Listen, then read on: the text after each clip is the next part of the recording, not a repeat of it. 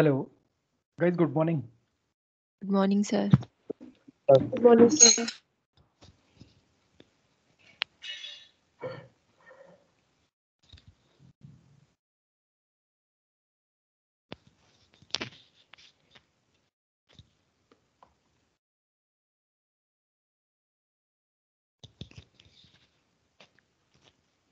Guys, good morning. Am I audible? Good morning, sir. Good Yes, morning, sir. sir.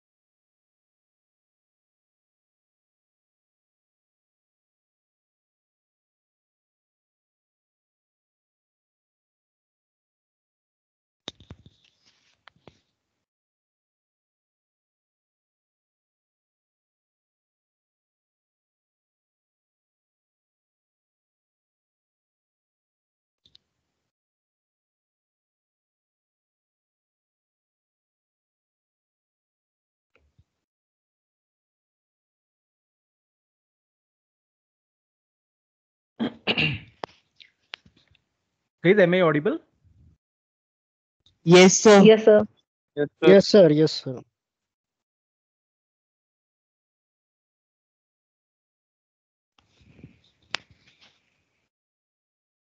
Okay, I'm audible, right? And we'll be starting.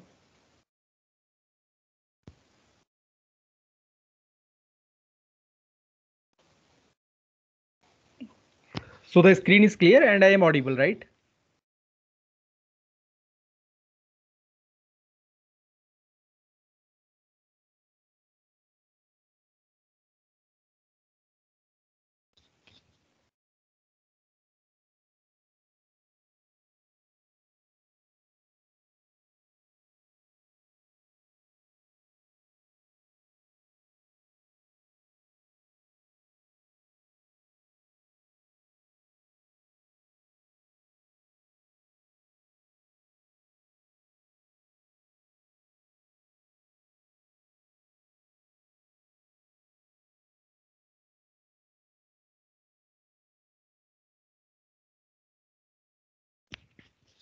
Hello,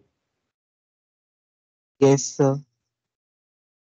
guys. Actually, I am not able to listen to you. I guess there is some. Now the voice is clear. Hello. No, sir. No, sir. Yeah, it is clear now. It is clear now. Right, I have already shared the screen. So the last time we were discussing about the chemistry, and I've even asked you to write one question why this tau form or the tele form, right, is more stable in comparison to the pros form, right? That was the question last time. So anybody have got the answer for that? This one. Why this is less stable and this is more stable?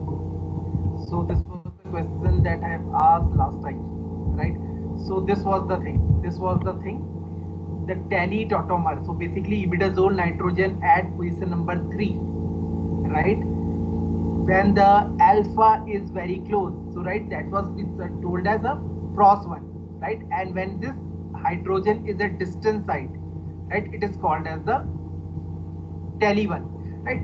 So what was the reason for that? Have anybody tried to find out that answer or reason for that thing?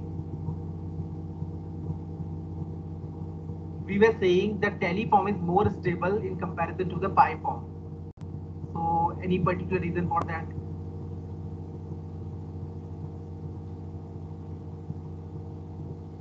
See, it's a very simple answer, right? We are talking in the aqueous solution, right?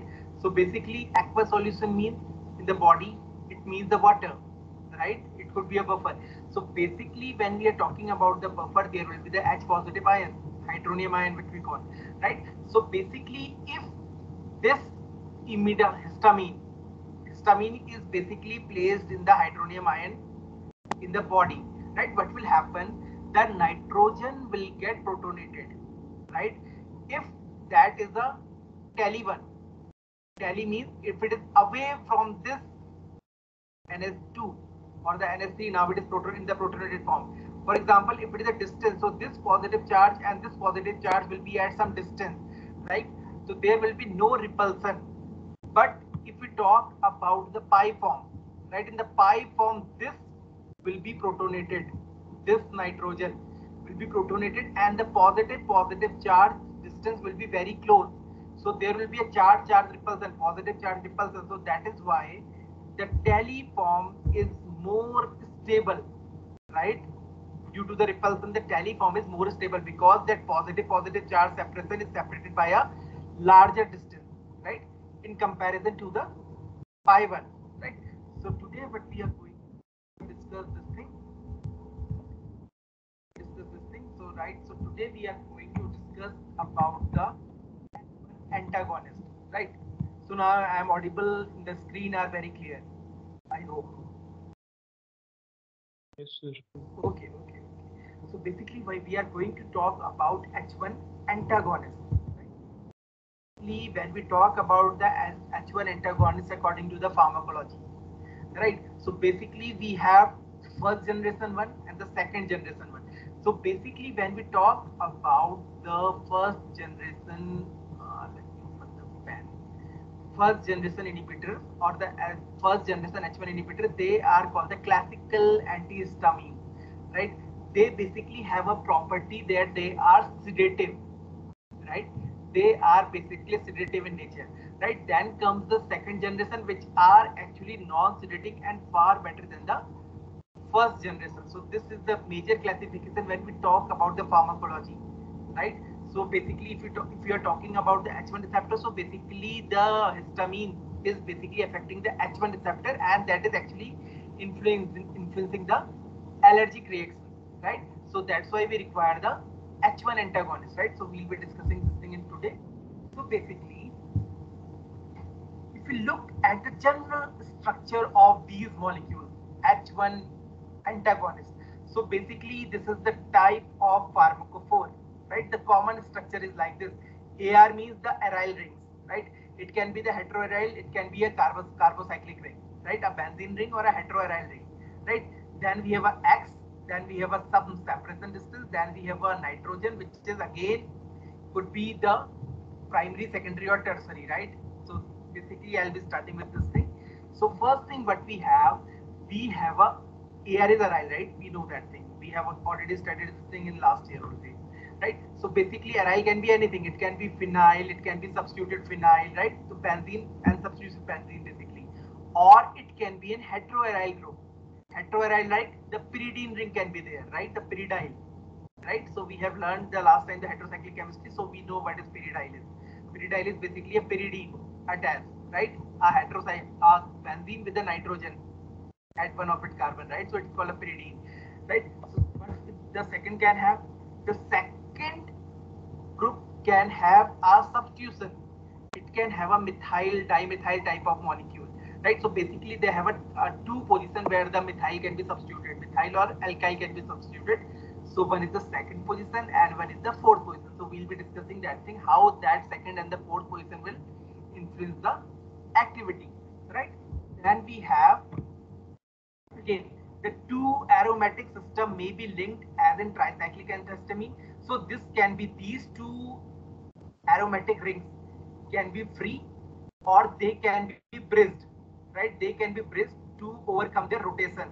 There can be a restricted rotation, right? So this can be again bridged, right? These two rings can again be bridged. Like ring 2 as in the tricyclic antihistamine, we'll be seeing this example, right? So when we'll be discussing about these things. And the second thing we have is this X, this one, this X. X is basically a connecting molecule, right? So basically your aryl ring is attached to this X, right? Up now this X can be oxygen, this X can be carbon, or this X can be nitrogen, right? Right? So this is the thing. So antihistamine containing a carbon atom in the connecting moiety are chiral. So for example, you have already read about the stereochemistry.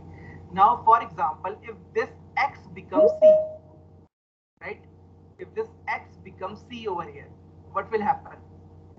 If this is different group, if this is different group, and again we have a hydrogen over here when there is a carbon, right? So the molecule will become a chiral. There will be a stereogenic center here, right? When this X will become equal to C, right? So this is the second thing. We have a X, and we have this linkage, this spacer, right? This chain CS2N.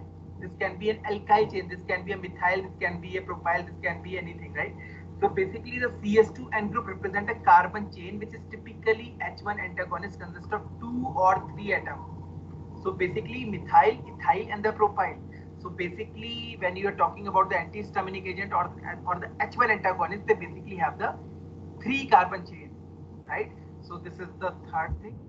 We have a fourth thing. Then fourth thing is the this nitrogen, right?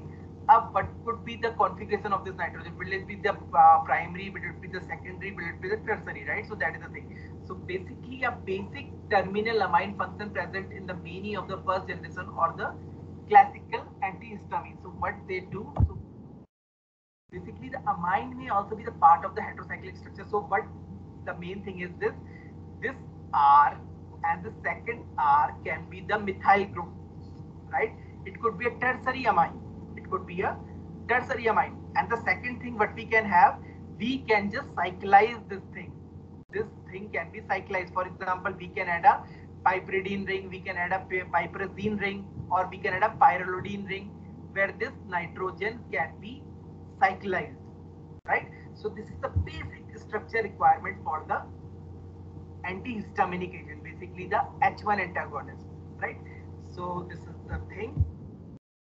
Then what we have a structural diversity. So based upon common pharmacophore, right? This was a common thing.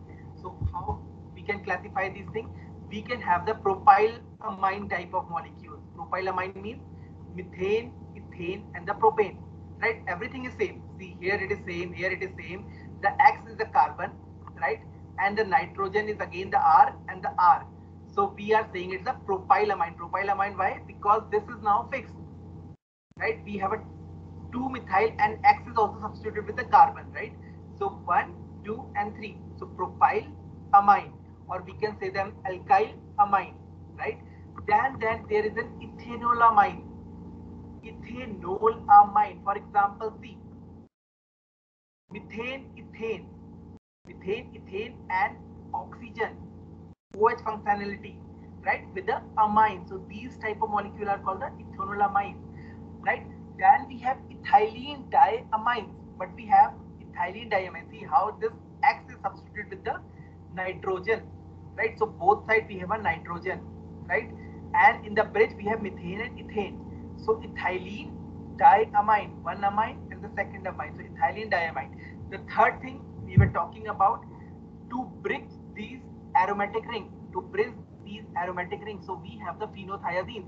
So what we are doing with the phenothiazines, we are actually bridging these two rings. This was the first ring, this is the second ring, right? So we are bridging these rings with the thiazine group, right? Then what we have a piperazine. We have talked like this terminal nitrogen. This terminal nitrogen can be cyclized. So firstly, it is cyclizing with the piperazine, right? Then what we can have the heptanes. Heptanes is again what we are doing. We are bridging these two aromatic rings. These two aromatic rings are bridged, and what we are doing, we are actually bridging this terminal nitrogen along with putting a double bond. So what we are doing actually in the H1 inhibitor, we are actually restricting their rotation. The free rotation is restricted as we go from the first generation, second generation, or we just go within the one generation, right? So this is the common thing, right? This is a very common thing, right? As I talked earlier, that antihistamines have a lot of structural diversity, right? Very high, right? Because they can exist as a propylamine, they can exist as the ethanolamine, they can exist as the ethylene diamines, right? Piperazines or the haptins, so they have a structural diversity, right? So this is the one thing. I classify these molecules if I classify the H1 antagonist, so there can be different class. For example, the ethanolamine can be there, right? Alkylamines can be there, or what we call the propylamines can be there, right? Phenothiazines can be there, the cyclized molecule, then the piperidine, then the ethylamine diamine piperazine derivative, or the some miscellaneous type of molecule like we have seen in the last example, the heptadine, right? So these can be classified like this. So basically, this is called the medicinal chemistry type of classification, or we are classifying a molecule according to their chemical classes, right? So in your syllabus, when you talk particularly about the H1 inhibitors, right? So there are large number of classes of molecules, right? So this is the one thing. So what we are going to do, we are going to study about each molecule, right? We'll not be going into that detail, right? Because in the exam perspective, that detail will not come, right? And I do not expect much structure remembrance from you guys. So the structure remembrance value will be very easy, right? Because we have just classified them into the general structure, right? So now is firstly we are going to discuss the problem, right, with the drug design of the H1 inhibitor. So I hope you guys know about the cholinergic receptors, muscarinic receptor, basically M1 and M2, anticholinergics. For example, if you are taking the drug for that, you have already read na, in the pharmacology about the cholinergic receptor, acetylcholine and everything. Anyone?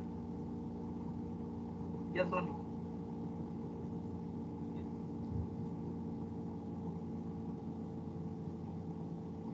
Even I feel that you already also have read about the medicinal chemistry of the cholinergic agents. Am I correct?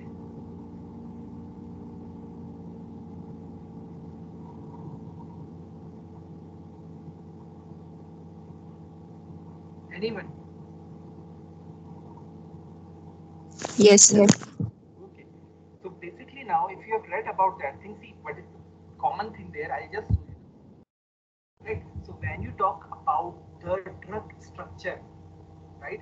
So basically there is 40% homology, means 40% similarity between the muscarinic receptor, which we call the cholinergic receptor, and the H1 receptor, right? So basically if there will be some homology, so for example, if we are designing some molecule for the cholinergic receptor, so basically those molecule will show some activity of the muscarinic receptor also, right? So in the similar way, when we are designing the H1 receptor, they are going to show the activity of the cholinergic receptor, right? So this is the very common thing with the H1 inhibitor of the first generation, right? This is a very common thing, right? See, for example, this was the common pharmacophore that I have discussed right now, right? Basically, your histaminic receptor have these type of framework, right? Where we have the two aryl groups, right? Linked with the X, and this X can be the nitrogen, carbon, or the oxygen. We have discussed that. We have a spacer, right? This is spacer in the antihistaminic agent. Basically, it is a methyl ethylene propyl type. Then we have a nitrogen, and this nitrogen can be in the tertiary form, or this can be cyclized, right? So this was the general framework of the antihistaminic agent. Now, if we look at the general framework of your cholinergic receptor, sorry, cholinergic inhibitor, so it so looks same. Moreover, it is same, right? So again, this is the same type of framework which the antihistaminic agents have. The difference is they do not have the two aryl rings. They can have the alkyl ring also. They can have the alkyl substitution also. Rest everything is same, right?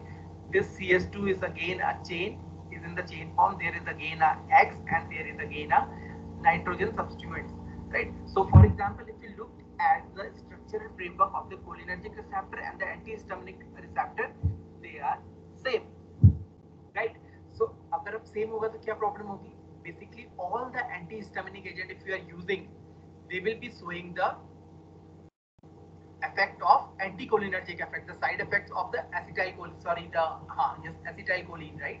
So basically now, For example, this is the drug. I'll be just showing you the drug. You can, for the time, you can just remember this drug structure. Orphanadrine. I'll be just showing you some example of the antihistaminic later. H1 antihistamine. Again, I am saying the first generation only, right? Only the first generation have a general framework which is similarity to the H1 antihistamine and the anticholinergic. So basically, the H1 antihistamine and the anticholinergics have the same type of framework, which explains the origin of anticholinergic side effects of H1 antihistamine. So basically, if we are talking about the H1 antihistamine, all they will have the same side effects of the anticholinergics, right? So what are the main side effects? So let me discuss about that. The adverse effect associated with the antihistamine, particularly the first generation antihistamine, such as blurry vision, right, dry mouth, are partially due to the binding to the muscarinic receptor. So basically, these H1 inhibitors are binding to the muscarinic receptor, and due to which they are causing some anticholinergic drug inhibitor side effects, right? For example, the blurry vision or the dry mouth.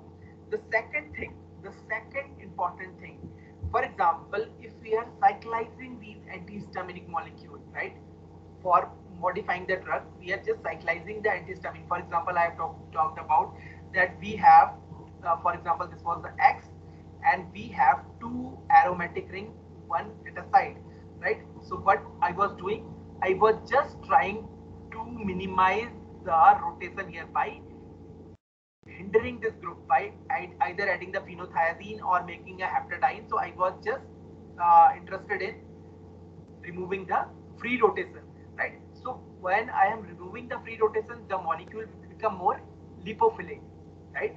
So molecule will become what? More lipophilic. So there will be high chance that the molecule can cross the BBB, that is the blood-brain barrier. So you know that basically the lipophilic molecules are able to cross the blood-brain barrier, right? So where they can affect the central H1 receptor and they can ultimately lead to some sedatory effect, right? For example, the cough syrup we have. For example, in the cough syrup, the main thing is the diphenhydramine. Diphenylhydramine is common thing. So for example, there is a cetirizine. So why it is advised that we should take this thing in the night time, or we should not drive after taking these type of drugs, the cough syrups is basically because they have a sedative effect, right? So that is the major reason, right? So you do some of the other side effects of the anticholinergic effect. So basically there is a sedation, blurred vision, tachycardia, feeling hot or decreased sweating, right? Dry throat, dry mouth, and the constipation. So these are the urinary retention is also there, right? So these are one of the major side effects of the anticholinergic effect, which if you are taking the antihistaminic agent can have it, right? So why you are having those effects? Because the structural similarity of both these categories of drug, right? The antihistaminic and the anticholinergic is almost same, right? So this is one of the major reason for that thing, right? How we can improve this thing, right? So for example, there are many inhibitors are coming into the picture. For example, there are first generation inhibitor are coming, the second generation inhibitor are coming for the H1 antagonist, right? Even the researchers are trying hard to develop some of the molecules. So why is it so, right? Firstly, they want to find a better H1 antagonist, right? The secondly, they want to make a H1 antagonist selective, right? That a molecule, if it is made selective, will be acting only on a single receptor, right? So that the side effect can be minimized, right? So this is the basic concern of the medicinal chemist or the scientist working in this particular area. So what could be the structure prerequisite? Means what could be the structure, how this molecule can be modified, right? We'll be discussing that. So I'll be discussing some of the important points which a H1 antagonist will have, right, to make it more selective and with less side effects, right? So basically what we need, it should have a tertiary amine, right? We have discussed this already. We should have a tertiary amine which is mostly dimethyl substituted. So basically it is in tertiary. So what we require? We require a nitrogen, and it could be flanked with two CH3s. Dimethyl substitution can be there, right? CH3 at the terminal, right? The methylene group can be about 2 or 3. The second point, the second important point, the methylene group, right? The spacer, methyl, ethyl, and propyl, like 3. So it could be 2 or 3 for the optimum activity, right? Now the terminal carbon must have two aromatic groups.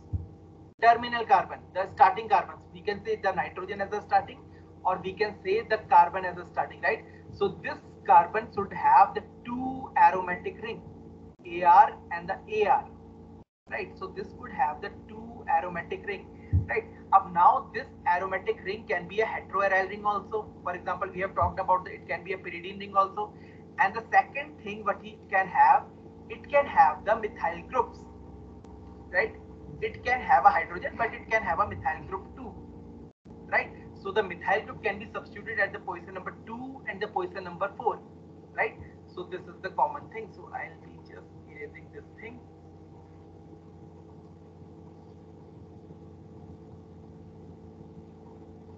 Right, so let me just put the pointer on. Okay.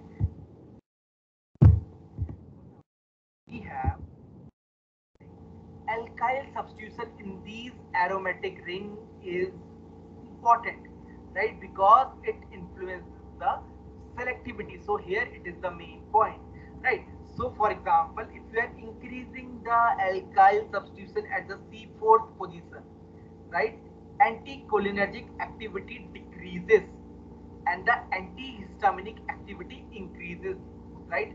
Sorry, I just said it wrong. So basically, if you are putting some substitution at the C4 position, so it is increasing the anticholinergic activity and it decreasing the antihistaminic activity. But if we are increasing the alkyl substitution at the C2 position of that aromatic ring, right? So what it is doing, it is decreasing the anticholinergic activity and increasing the antihistaminic. For example, this is the case. For example, these are the two aromatic rings. This R can be equal to H or it can be equal to methyl, right? So ignore this thing. Now we have a ring 1 and the ring 2. So in ring 2, we are saying that there are two positions. First, it is the second position where we can do an alkyl substitution, and the second is the fourth position where we can do the alkyl substitution, right? So if I'm increasing the moieties alkyl groups at position number 4, what it is doing, it is decreasing the antihistaminic activity, right? Sorry, I have just written something wrong here. Basically, if I am doing a substitution at C4 position, right? So basically at the C4 position, this antihistaminic activity is increasing. So I have just written it is wrong here. I'll just correct it, right? So just ignore this thing. Just ignore this thing. I'll be correcting in this the final slide, right? So basically the important thing is this one, the C4. If I am putting a group at the C4, right, alkyl group at the C4, it is increasing the antihistaminic activity, and I'm putting the alkyl group at the C2, it is decreasing the antihistaminic activity, right? So I'll be correcting this thing in the PPT, then I'll be forwarding it to you, right? So this is the common thing. So how the alkyl chain increases? So basically it can be a methyl, it can be a ethyl, or it can be a more bulky group, isopropyl, or it can be a tertiary butyl group, right? So we can substitute either at the second position and at the fourth position. So basically what we need to substitute this thing in the fourth position, right? So this is the common thing. Then what we can have, we can also put a halogen at the position number 4, right? In the position number 4, what we are doing, we are actually adding the alkyl groups, right? So to improve the antihistaminic activity, so instead of the alkyl group, what we can do, we can add a halogen group also.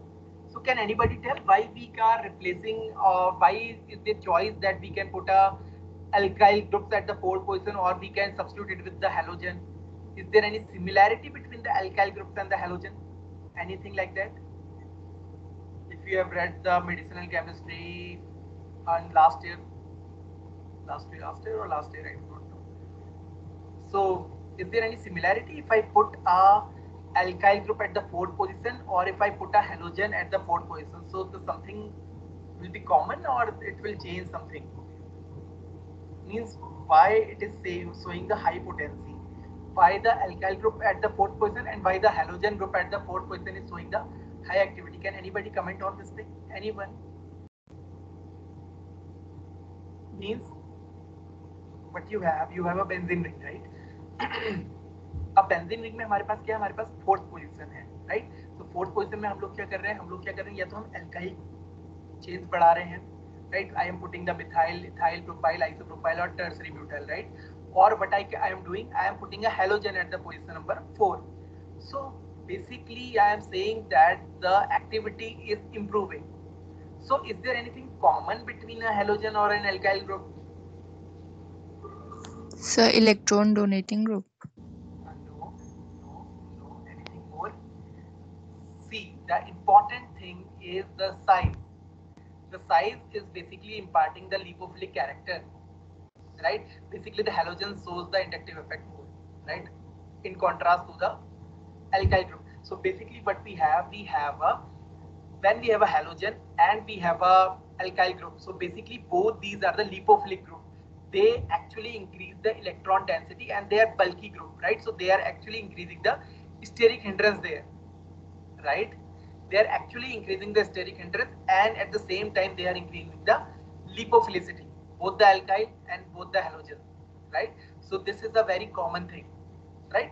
So if we are putting at the fourth position either a halogen or a alkyl group, the activity will increase, right? So this is the very common thing, right? Then what we were talking about the aromatic ring. So we have two aromatic rings in the antihistaminic agent, right? So I was saying that one antihistaminic agent can be replaced by some heteroaryl group, right?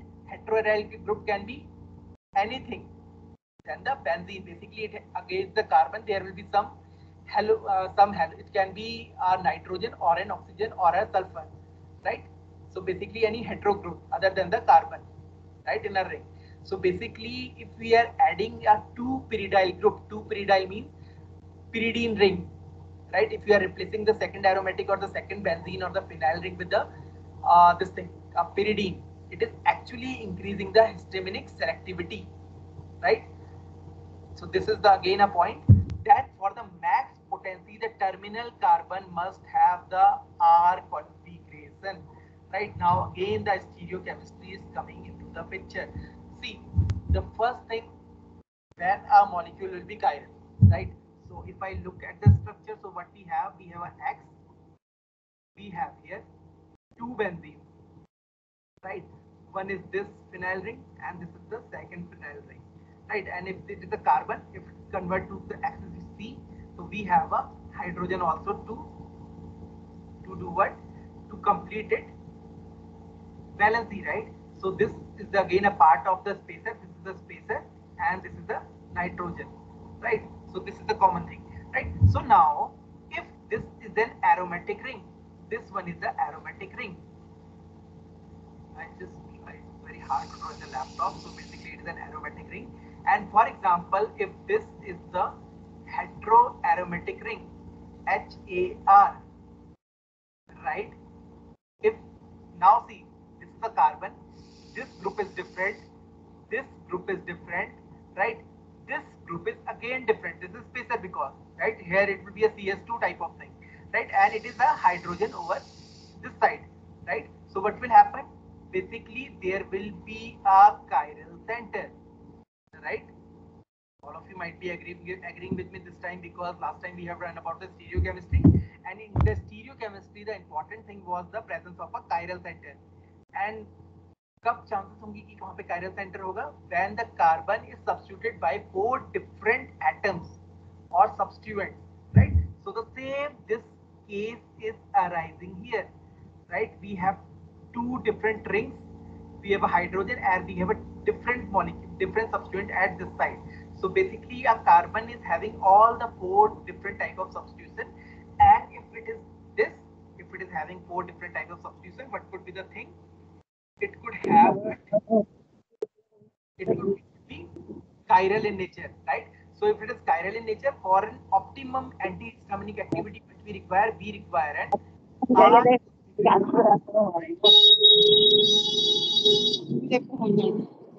this is the thing. Just rubbing it, erasing this thing.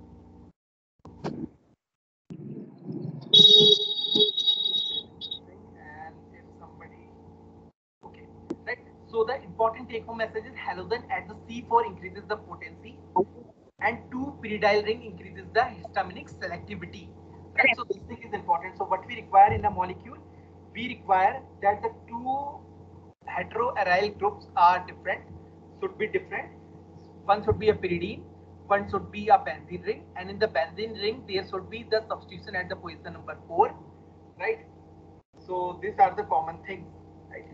So now we'll be going into the chemical classes, right? We'll be learning about the different chemical classes, right?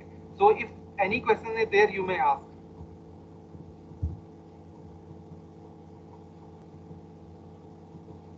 If any question from what we have done today, you may ask.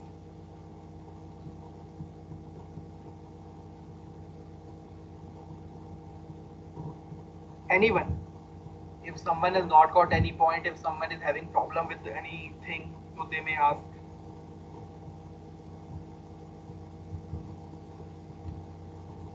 Any doubts, question or something like that. So what I'll do, I'll be discussing these molecules tomorrow. So basically we'll be discussing the chemical discuss, right? So what we are discussing these classes of drug which are there in your syllabus, right? So what I am doing, I am going to do with a broad class. For example, I'll be discussing first the ethanolamine and what are the drugs there are in your syllabus under the category ethanolamine, right? So let me summarize this thing. Let me summarize what we have done so far, right? So what we have done so far is we have learned about the structure of histamine. The first thing, the first and the foremost thing we have learned about the structure of the histamine, right? So histamine, we say that it's a triamine type of molecule where there is a imidazole ring and there is a terminal NS2, right? So based upon its tautomeric form, it can be of two types, right? It can be a pros one or it can be a tally one. Tally means that the hydrogen and the imidazole ring and the NS2, the alpha NS2 is at distance, right? Whereas in the pros one, the NH and the terminal NS2 or the alpha NS2 is at a closer. There is a closer distance between these two, right? So depending upon their protonation form, the tally form, right? The tally form is more active in nature, right? It's more active in nature and it is usually found in the physiological concentration in the body, right? Then the second thing which we discussed about the biosynthesis, right? So basically histamine in the body is made from the amino acid histamine, right? But what was the problem? It has a very short half-life, right? Why? Because it gets degraded by the methylation or by the oxidation, right? We have discussed that thing. Then we have discussed about the basic structural requirement, right? Then we have also discussed about the subtypes of these histaminic receptors. So basically in your syllabus there are two receptors, H1 and S2, right? So basically H1 are associated with the allergies and the S2 are associated with the gastric ulcers, right? They releases the HCl, right? So we have discussed that thing. Then third thing what we have done, we have discussed the structural requirement, right? So in the structural requirement we have discussed that we have two things. We have a two aromatic ring and the last we have a nitrogen which can be a dimethyl substituted or it can be cyclized, right? So this thing we have discussed, and we have discussed that there is a common structural similarity between the what we call the H1 antagonist and the what we call anticholinergic drugs, right? So because of that, the antihistaminic agents might show some side effects pertaining to the anticholinergics, like the blurred vision or the dry mouth, right? Then what we have discussed about the structural diversity of the antihistamines, right? So these are all this slide is currently I'm opening is having the structural diversity. So we are going to discuss these classes now, right? How to improve the thing. So we have generally discussed the important SAR points, structural activity relationship points. What should be there to make a molecule more H1 antagonist, right? More selective toward the H1 receptor as an antagonist, right? Rather than the cholinergic receptor. So we'll be discussing with the examples now, right? So you have to just remember the important points which we have discussed today to go into the structural insights of these drugs, right? Which we are going to start from tomorrow, right? So if anyone has any questions, any doubts, if there is problem with your understanding, समझ में नहीं आ रहा है ये चीजें, तो you can say, you can ask, right? So I guess this is the easiest way I could tell you the people how to understand the medicinal chemistry, because if you look at your syllabus you will be having all the drugs and I am not doing like that, right? So this is the easy way.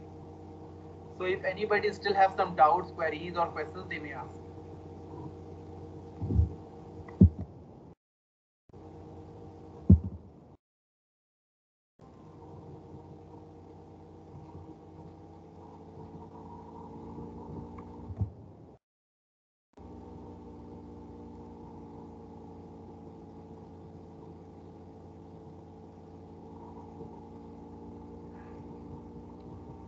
So any questions, any doubt, anything? Right. If there is no question, but I can do. See, even there is a recording, right? So you can just go with the recording if there is some problem, and you can just put up your questions, right? So I'm just calling off this class now, right? So thank you for joining. If you do not have any queries, you may leave now, right? So we'll be starting with the structures tomorrow, right?